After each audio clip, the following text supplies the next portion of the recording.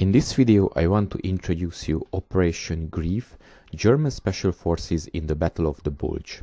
In the first part of the video I will introduce you the background and the preparation for the operation. The Battle of the Bulge was the last major German offensive on the Western Front during World War II and took place from the 16th of December 1944 to the 25th of January 1945. It was launched through the densely forested Ardennes region in eastern Belgium. The offensive was intended to stop Allied use of the Belgian port of Antwerp and to split the Allied lines, allowing the Germans to encircle and destroy 4 Allied armies and force the Western Allies to negotiate a peace treaty in the Axis powers' favor. Operation Greif was a special operation commanded by Waffen-SS soldier Otto Skorzeny during the battle. The operation itself was the brainchild of Adolf Hitler, and its purpose was to capture one or more of the bridges over the Meuse river before they could be destroyed. German soldiers wearing captured US Army uniforms and using captured Allied vehicles were to cause confusion in the rear of the Allied lines. Skorzeny was summoned to meet Hitler at his headquarters at Rastenburg in East Prussia on 22nd of October 1944. Hitler outlined the planned offensive and the role he was to play in it. Skorzeny was to form a special brigade, Panzerbrigade 150, whose purpose would be to capture one or more of the bridges over the Meuse River before they could be destroyed. Hitler informed him that he had decided that this could be accomplished more quickly and with fewer losses if Skorzeny and his men wore US uniforms.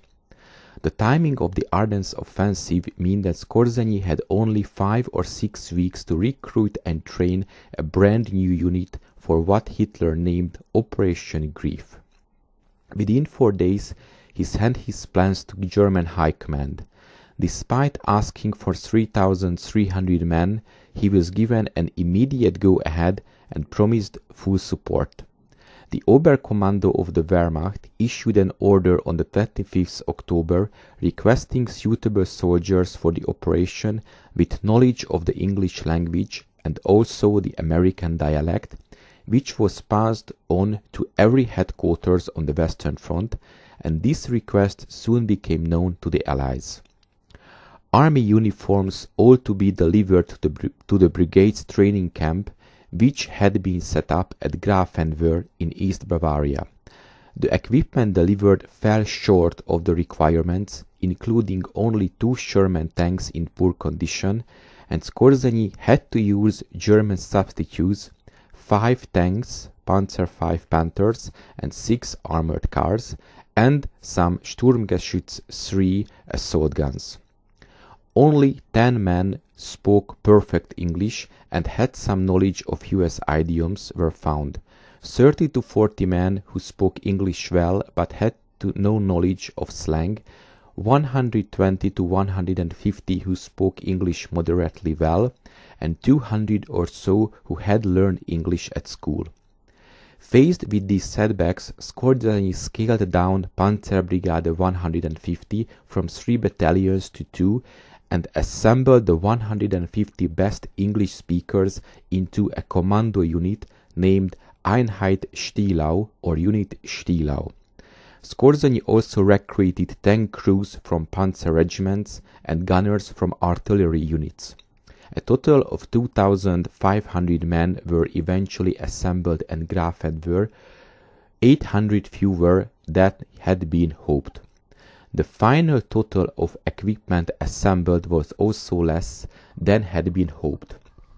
Only enough US Army weapons had been found to equip the commando unit, only 4 US Army scout cars, 30 jeeps and 15 trucks were found, the difference being made up with German vehicles painted in US olive drab with Allied markings applied.